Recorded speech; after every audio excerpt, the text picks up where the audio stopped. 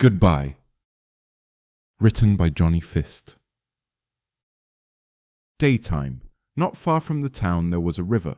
It flowed from the southern part of the town towards the village of Kadivka. The river wasn't very deep, but deep enough that in the middle you could dive down and reach the bottom in a couple of seconds. Some of the children had a favorite game. They would paddle out on an inflatable mattress to the middle and dive straight down to the bottom, push off the riverbed and surface again. Whoever burst out of the water highest was the champion.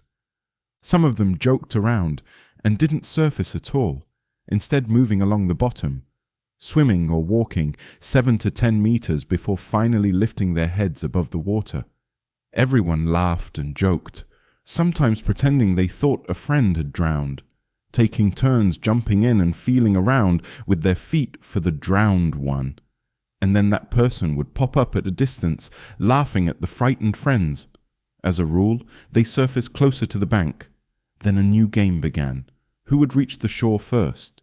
Those on the mattress, or the one who had tricked everyone? Just a children's pastime. One July day, the kids swam out on the mattress again to play the same game. Everything went as usual. They dived and surfaced over and over until the skin on their hands and feet wrinkled. Everyone knew it was time for someone to dive and swim further than usual. That always meant it was time for a chase. Tolya, a skinny 10-year-old boy, dived down and decided to swim.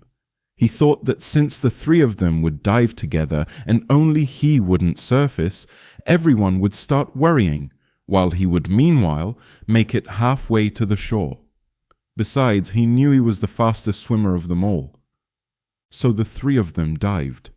Tolya sank to the very bottom and felt pebbles under his feet. He didn't push off with his legs. Instead, turning his whole body towards the shore, he began to swim. But his body was too light, and after barely 2 meters, he felt the water itself lifting him towards the surface. He frantically kicked his legs, trying to catch the bottom. He knew it wouldn't help, but he had to try. He forced his body downwards towards the riverbed, jerking with his arms and kicking his legs. Suddenly he felt something strike his foot. Opening his eyes, he couldn't make out what it was under the water. The river wasn't clear enough. Unable to see what he had hit, he again began working his arms and legs hard, trying to cover as much distance as possible before the air in his lungs ran out and he'd have to surface. With a sharp movement of his leg, he felt pain. His foot was caught in some piece of iron. He felt that clearly. At first it seemed to him that someone had grabbed his leg underwater. In fright he parted his lips and released some of his precious air, but that someone didn't let go. He kept flailing his arms and legs, but his left leg was tightly clamped in iron jaws. Tolya knew this route well. He had swum this very distance along the bottom many times before, and had always managed it successfully. But now some unexpected piece of metal was holding him and wouldn't let him go on. The air in his lungs was running out, and the panic was growing. He lifted his head and through the thickness of the water saw his friend's legs and the mattress gliding above him. Apparently they had understood his maneuver and hadn't waited for him to surface. Tolya waved his arm, trying to grab someone, but at his touch the boy whose leg he caught began kicking harder and struck Tolya straight in the head with his heel. From the pain, Tolya automatically opened his mouth, and water flooded his lungs. For a few seconds he struggled in vain with whatever was holding his leg, trying desperately to surface and gulp even a drop of air, but it wouldn't let him go, and the water completely filled his lungs. Tolya stopped breathing, and his movement ceased. His lifeless body slowly hung in the water, eyes wide open. The children reached the shore. They didn't see Tolya there, and thought he had run off into the courtyard, as often happened with those who reached the bank first. Pulling the mattress out of the water, they all ran home together, shouting cheerfully. A deathly silence settled over the river. That evening, Tolya's sister went out to look for him. It was already getting dark, and he should have been home. Tolya was an orphan, and his sister was his only relative.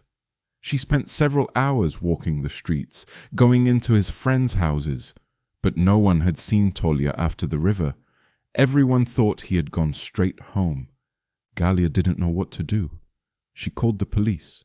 They reassured her and suggested that the boy had simply got carried away playing and would return in the morning.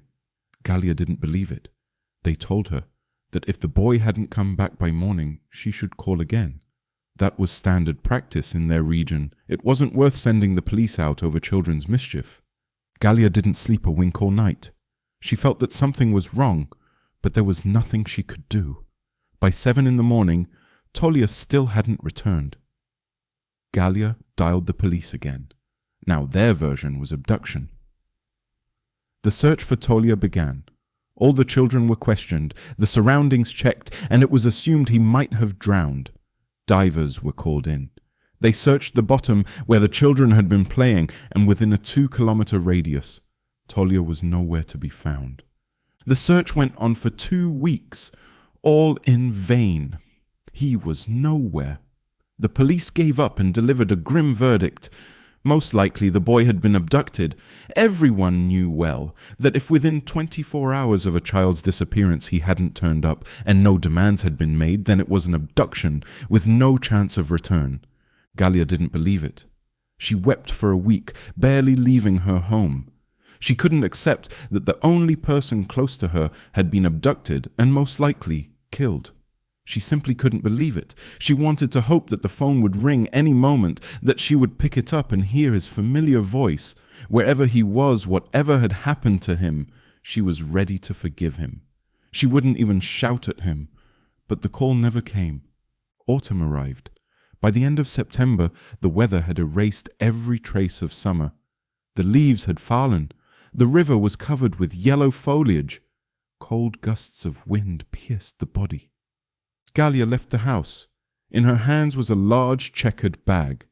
From the way she dragged it without even lifting it off the ground, it was clear that something very heavy was inside. She pulled the bag, straining every muscle. Her eyes were red from crying. The dark circles beneath them showed she hadn't slept properly for a long time. With sharp movements, she made her way towards the river. By the time she reached it, sweat beaded on her face, and tears streamed from her eyes. Stepan rowed up to the bank. He was a man of average build. He pulled on the oars, bringing the boat to shore. When it scraped onto land, he stepped out. Galia asked him to load the bag into the boat.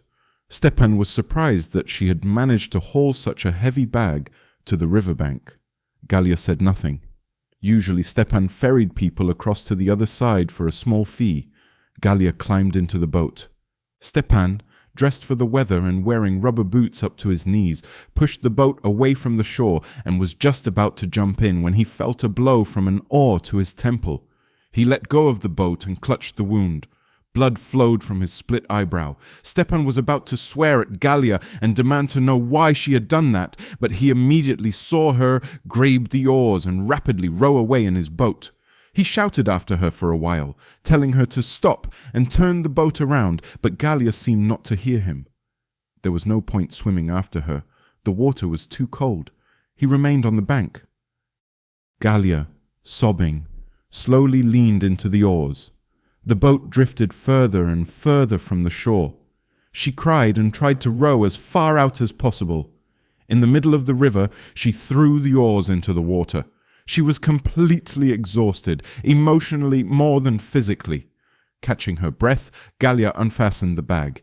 Inside was a heavy stone, bound with a strong rope. Galia looked at it and took the rope. She looped the free end around her neck and tied several knots there, so that she wouldn't be able to untie it. She looked at the calm water. She no longer wanted to live like this, and she couldn't. Alone, utterly alone. Without Tolia, life was empty. Galia tried with all her strength to heave the stone over the side of the boat, but she couldn't. It was too heavy. In despair, she sat down and calmed herself. The waves rocked the boat, and then she realized what to do. She began rocking the boat from side to side. A minute later, the boat capsized, and the stone went to the bottom. Galia was in the water. She felt no temperature at all. She stayed afloat for exactly 5 seconds. The stone began to pull her down. She sank beneath the water. Instinctively, she tried to untie the rope and save herself, but the soaked rope wouldn't allow it. Everything was happening exactly as she had planned. She knew that the instinct for self-preservation would push her to try to survive, which was why she had tied it so that it couldn't be undone. She sank to the bottom together with the stone. Still struggling with the rope, she opened her eyes. Tolya was before her, just as he had been when he disappeared, with the same face, in the same swimming trunks. His face seemed untouched by water or time. He hadn't bloated, he was simply there, suspended, but like her, something was pulling him towards the bottom. His eyes were open, and he was staring straight at Gallia with an empty gaze. Gallia stopped struggling. She just stared at Tolya. Not once did it occur to her to wonder why the rescuers hadn't found him. She was glad to see him, even if it was for the last time. Her lungs filled with water, and her breathing stopped, her gaze fixed on Tolya's eyes. Together, like two statues, they froze beneath the water, staring at one another.